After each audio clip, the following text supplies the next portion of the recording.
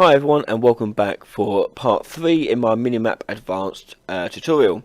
In this episode we're going to finally show you how to add points of interest onto your minimap. So that'd be things like the objective marker that I have currently on this sphere, and the NPC running around with the NPC icon on him too.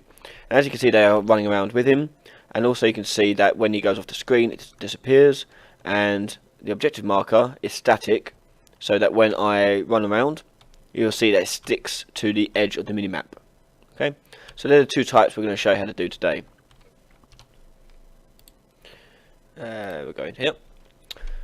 Okie dokie. So where we left off last time was we got the minimap moving in relation to the player movement, and we also got the player icon to show and rotate alongside the player's rotation. So the first thing we're going to be doing is creating a component, because the way this works is, the way I've done it at least, is you're going to create a component which then you can attach to any object or any actor in the world, and that actor will then show a point of interest on the minimap ready for anything you want. So we're going to make a component. So what you want to do is go add new blueprint class, and in the search box for all classes, so you might have to expand this out, all classes, search for actor component. And we're going to name it a point of interest underscore component. Okay, so this is a component that we could then add on to any object. Okay, so for example, if I go to my objective sphere and click add component, I'll be able to type in here point of interest, and you'll see it come up as a point of interest component, like so. So what we're going to have to do is put some code on our point of interest component so that we can set up some settings. So open up your point of interest component to see its blueprint. And the component will have two variables. And you do that on the left hand side, click the plus symbol, and you're going to add a boolean for is static. And if it isn't boolean, so this is red, so it means boolean, you just change it over here in the variable type. So is static is one of them, and the other one we want is a the texture that you want to show for the icon. So I'm going to do icon image, and the type for this is texture 2D. So just in the search box type in texture 2D, and we want to click compile. So if I was to go back to that objective sphere and click on the point of interest component, you'll now see on the right hand side in details those two variables for is static and icon image. So back onto our component. So the component is going to store the information which will then be called into the point of interest widget when we're ready to play it. Okay, so when we want to do that is on begin play. So with the begin play, we are going to say to the component to create the widget, to create the icon on the minimap. So to do that, we need to drag off of begin play and put in a delay, like so.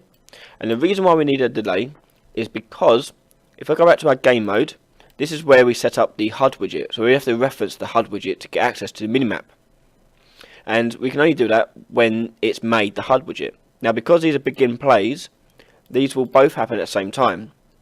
So we need to delay this a little bit before we can access the HUD widget.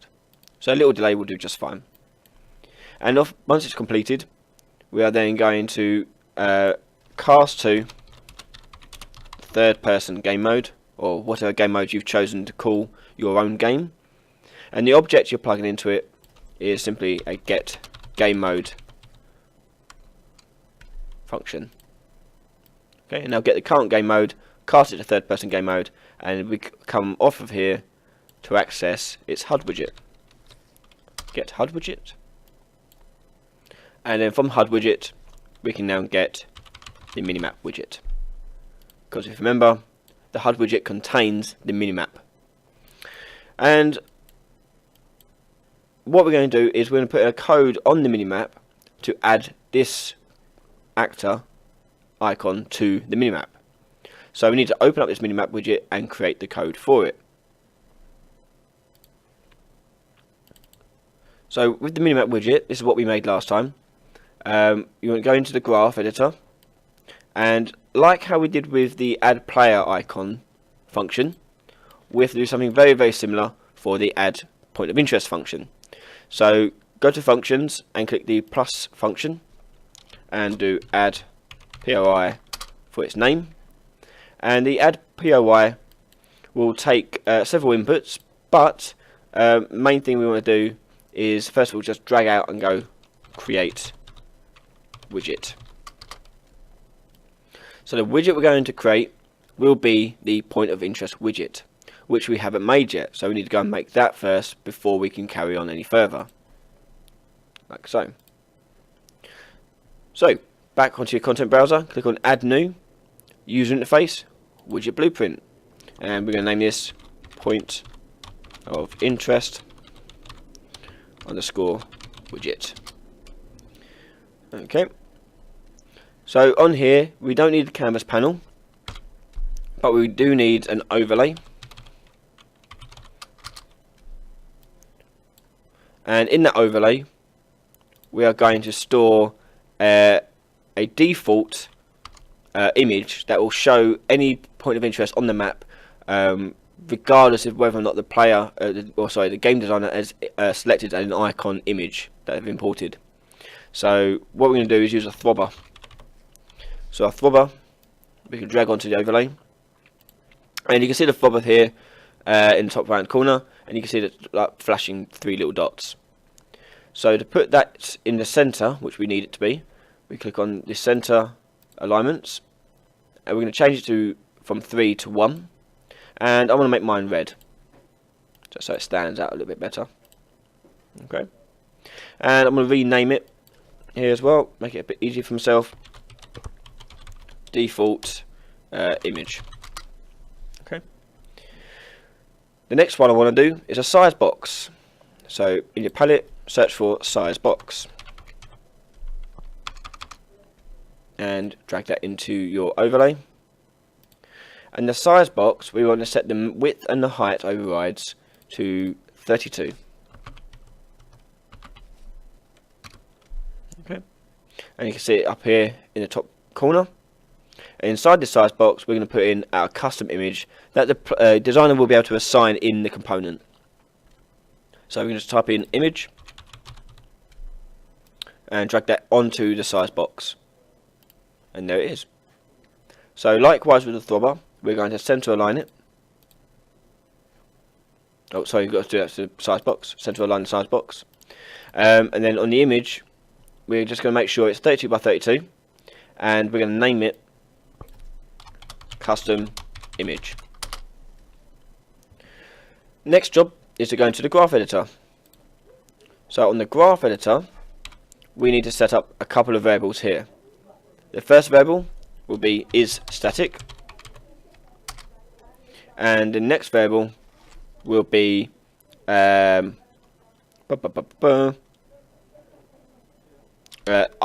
Sorry, there you go. So the isStatic will be a boolean like we did on the component, but the owner will be an actor reference, and that is simply just going to store which actor in the scene this icon belongs to, so it knows who to look for and how to move towards them.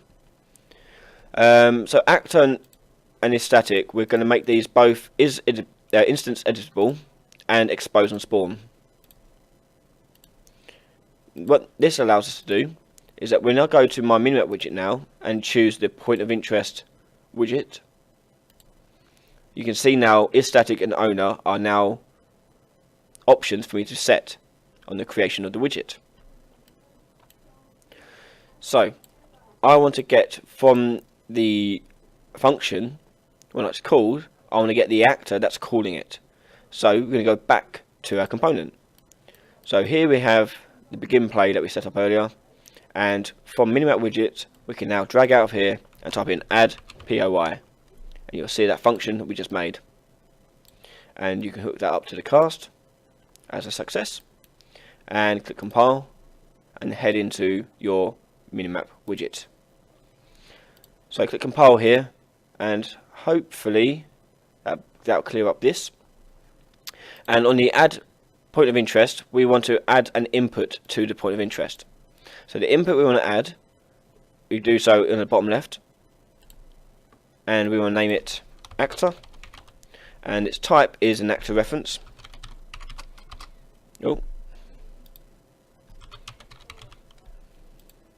Actor reference, and that actor will be the owner, so we will plug actor into owner. Now go back to your point of interest component, and you should see now there's an option for us to set the actor. The actor will be whatever this component is belonging to, so it's owner. So drag out of actor and type in get owner, and what that does, it returns the actor this component belongs to, and that will put through here, which goes through here and is stored on the widget when it's created. So next thing we need to do is determine whether or not the component is set to is static. We get that from the component.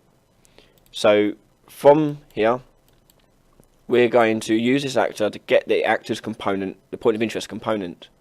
So from actor, drag out here, and we'll type in get component by class, and you will choose the point of interest component. Now it should only have one on there, so it should be fine just to do this function, and this will return the component reference, and that component reference will be able to get out of there the is static variable, which then you can plug into your widget creation. Next up is we need to do what we've done with the player icon. So if I go back to my player icon, you can see where we created the widget for the player icon, we created it a child to the overlay and set it to be centered. We need to do exactly the same for the point of interest. So it's dead center like the player icon exactly. And what we'll do later is we offset it by a relative distance from the player. So from that, we're going to drag out of the return value. Not drag out of return value. You want the map overlay reference. So in the variables, you should see map overlay from what we've done previously. Drag that out, get, and from there, do add child to overlay, and hook that up to there, and hook that up to there. Okay, so that adds the child to the minimap. And return value, we're going to set the horizontal alignment to center, and again from the return value again go to vertical alignment to center, and then click compile. Okay, that's all we have to do here. So this adds the point of interest widget, and currently it will spawn it right in the middle of the map.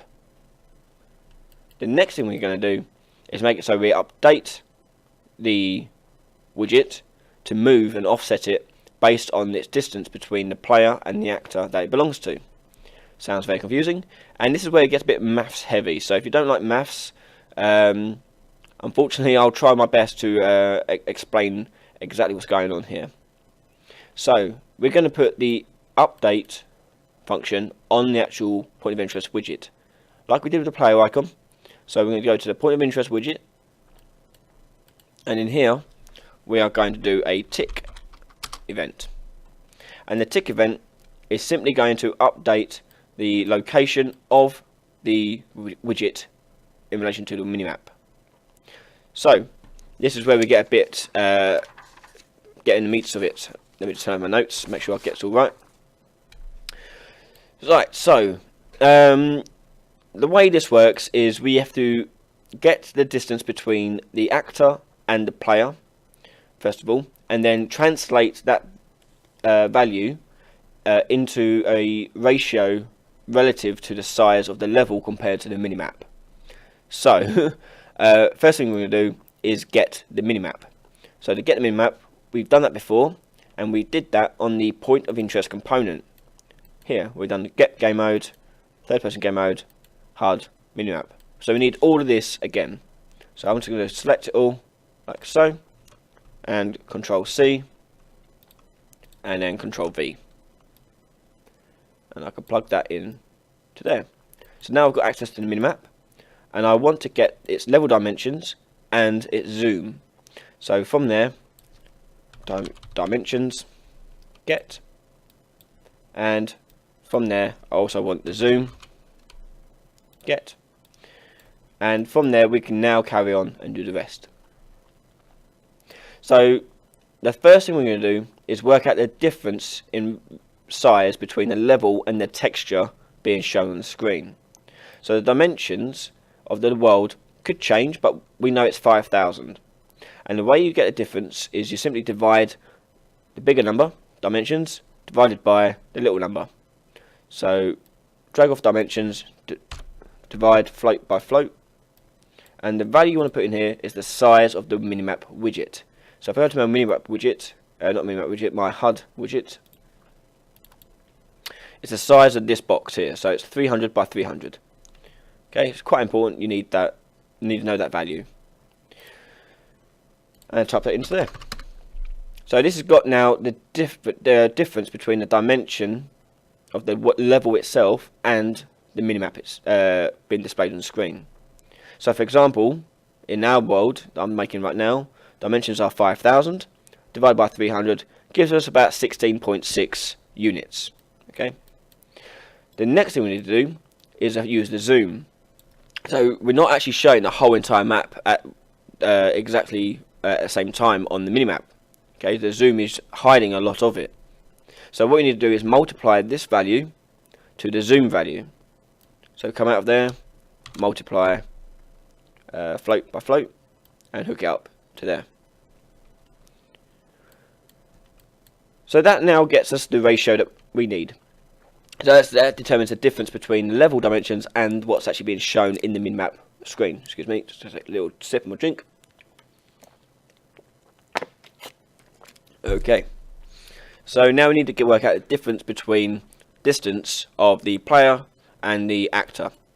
So I'm going to right click here and go get player character, and then from there get actor location,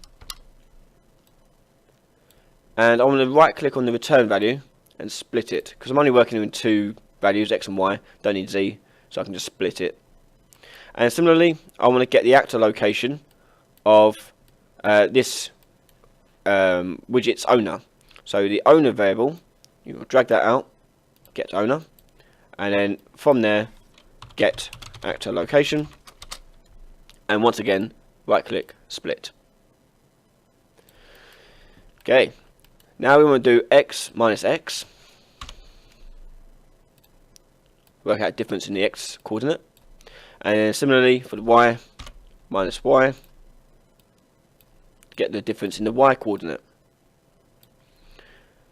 After that, we need to divide this by this. So put this over this.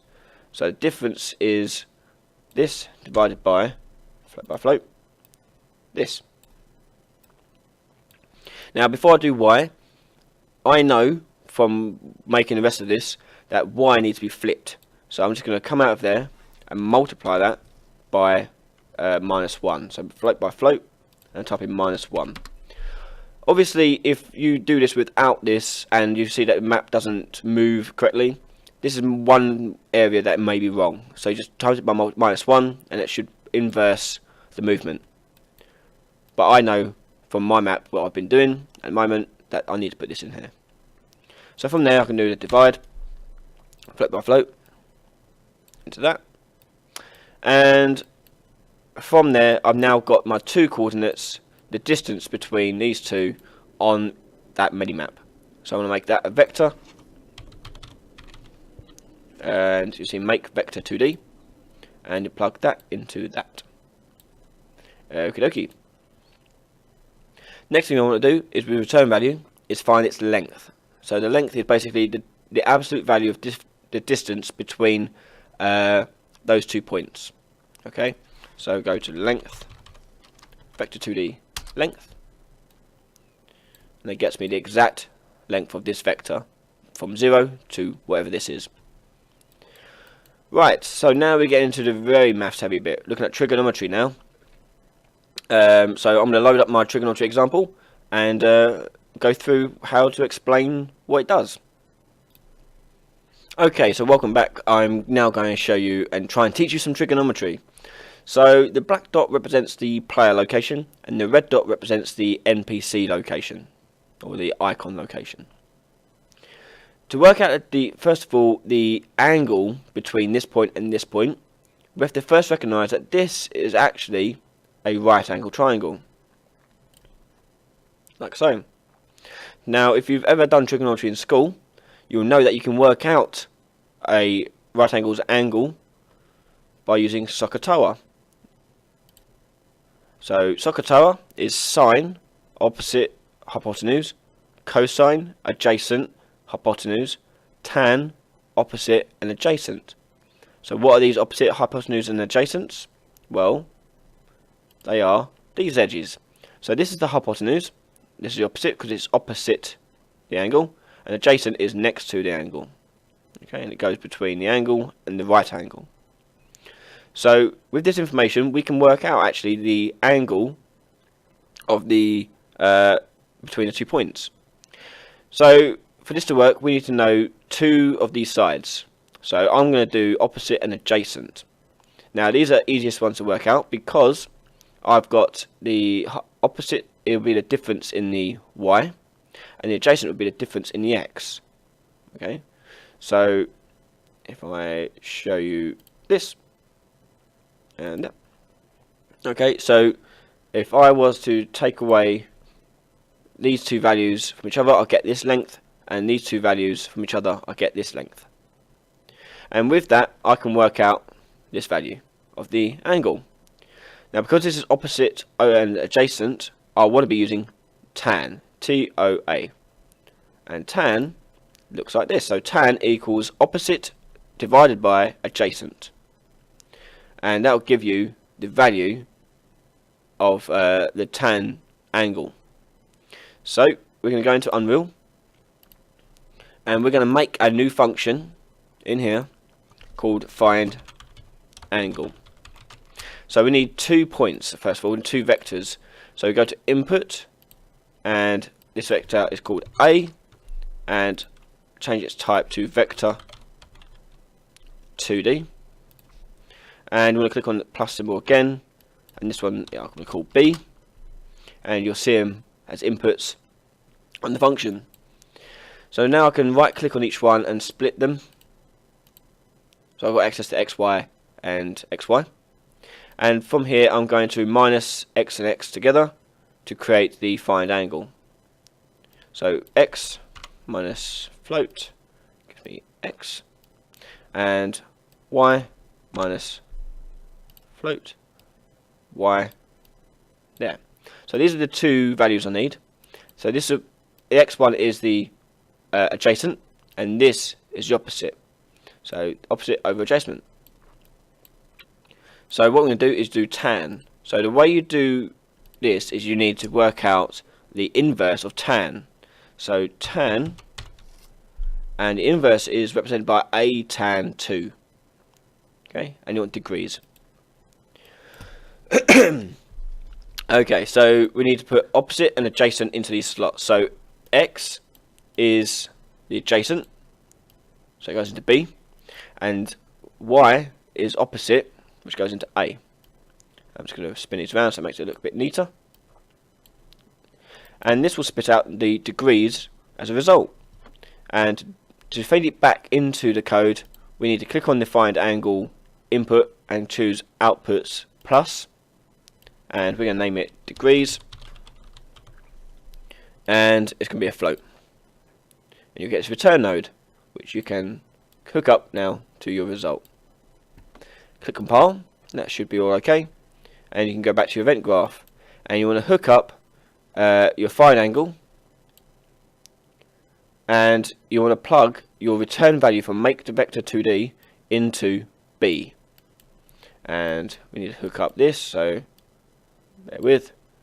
Let's hook that up to the cast to there.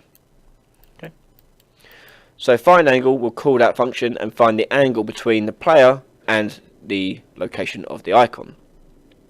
Now, why we don't put anything in A? Now remember, the player, it will always be in the center of the minimap, which is the coordinate of 0, 0. So we don't have to worry about putting the player's vector in here because it's always going to be 0, 0. Saves a bit of time. So now we've got the degrees. That'll work out the angle between each one. I now need to work out the distance and clamping it, because this is how we work out static values. So static basically means we want to clamp it to the edge of the screen of the minimap.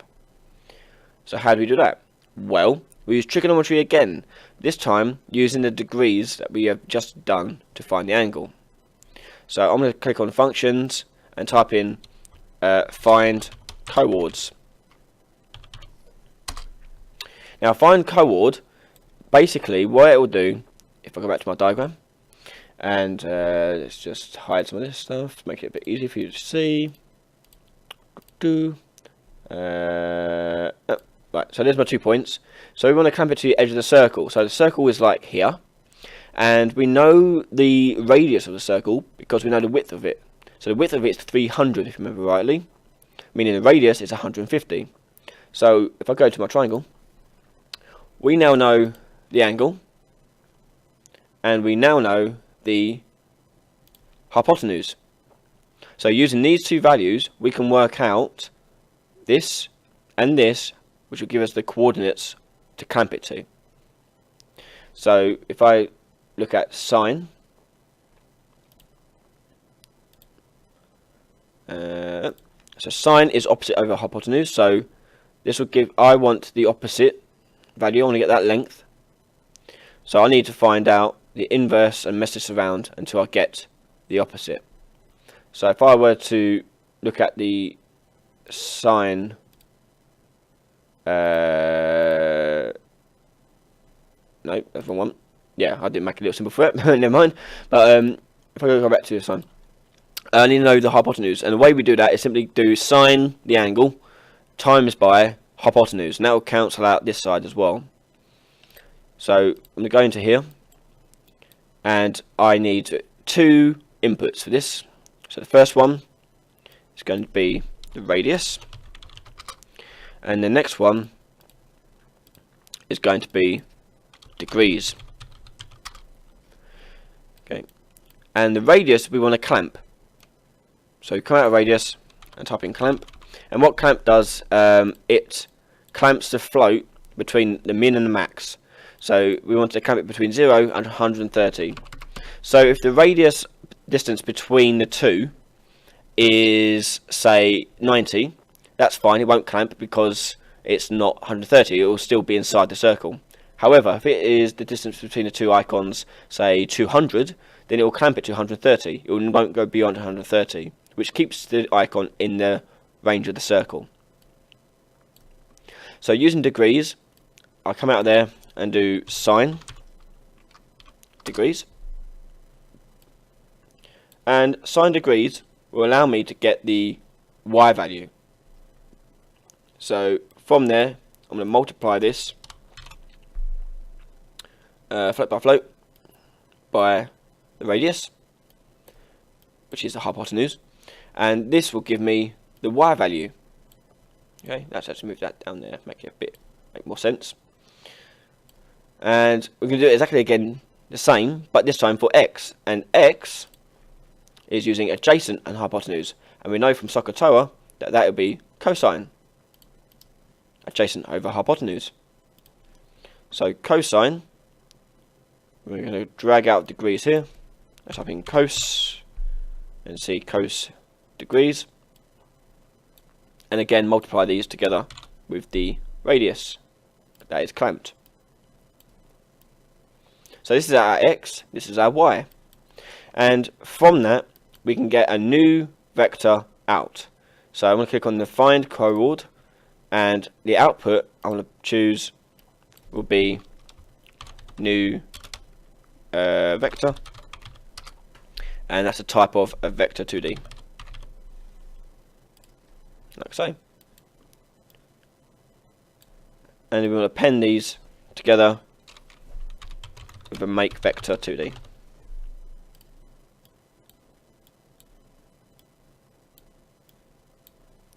and that goes to there. And we're going to click compile and go back to our event graph. Drag on the affine chord and hook it up. And degrees will go into degrees, and the radius will come from this vector 2D length that we done earlier. So now we've found the coordinate for the icon, which is now clamped to the edge of the screen. Next thing we need to do is actually move it to this coordinate. So this is actually a new coordinate. We have to tell the widget to actually move it to this coordinate. And the way you do that is, if we go back to Designer, you see this render transform? We've got render translation here. We can change its location on the minimap. Okay, so we can set an offset to it. So from here, we can drag out and do set render translation. And we've got a new translation hooked up to there. Okay, we can click compile and have a look at this on the screen, and hopefully it works first time. There will be something else we have to do, but hopefully, oh, actually put something into the world first. Let's just put a objective sphere in there. Okay, so you can see it. There's a white square. Let's just hide that quickly so it's easy for you to see. Where we're going, point dimensions widget, and I'm just going to hide the. Let's change this to red. Make it a bit easier for you to see. Compile. Okay, so immediately we've got an issue. We can see that it's not exactly lined up, and the reason being is that if I move around, you can kind of see what happens. So if I move to the right, it goes the wrong way. If I move to the left, you can see it goes the wrong way.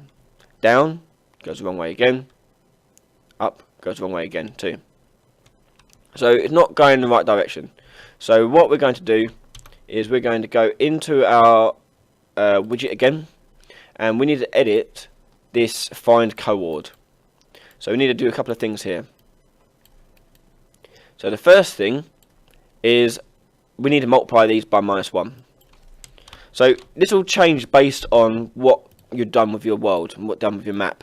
You want to try and make your maps all face the same way, but the default third person one doesn't face north automatically. So I'm going to change that by -1, times that by -1, and let's see what it gets us now. Probably still not there yet, but we'll see what we got. Okay, so still not there yet. So we've got a few things we need to still do, but if I was to run towards it, it still comes towards me, just from the wrong location. Okay, now you notice that if I run towards it on this horizontal level, it's actually going the wrong way. So that means my X and Y are flipped around here. So simply, I'm going to flip these around. It's a bit of trial and error basically until you see that it's working correctly. But this is already looking a lot better. So if I walk towards it, it's there. Walk away, and it's all there. And if I walk too far away, you can see it clamped to the edge of the screen. Nicely done. So the next job is to make it so it can use a custom image.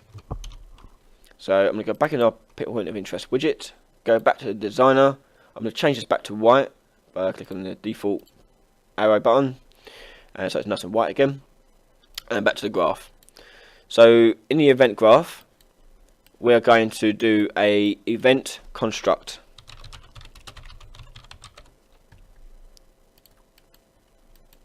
And the event construct is going to get the owner. Nope.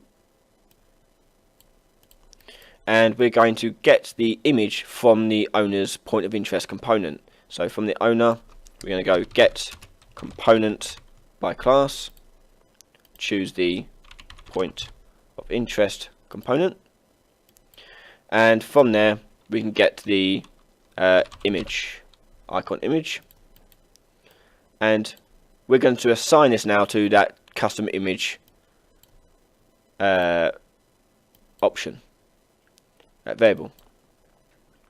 So from here we go set brush from texture, and this should now plug into there just fine, and we can hook that up to there just fine too. Click compile, and to test this out, I have already made some icons and put them in. So I'm going to open up my objective sphere, click on my point of interest component, and icon image. I'm going to choose the objective icon, and I'm going to tick is static, and click compile, and play. And now you see the objective icon on the screen.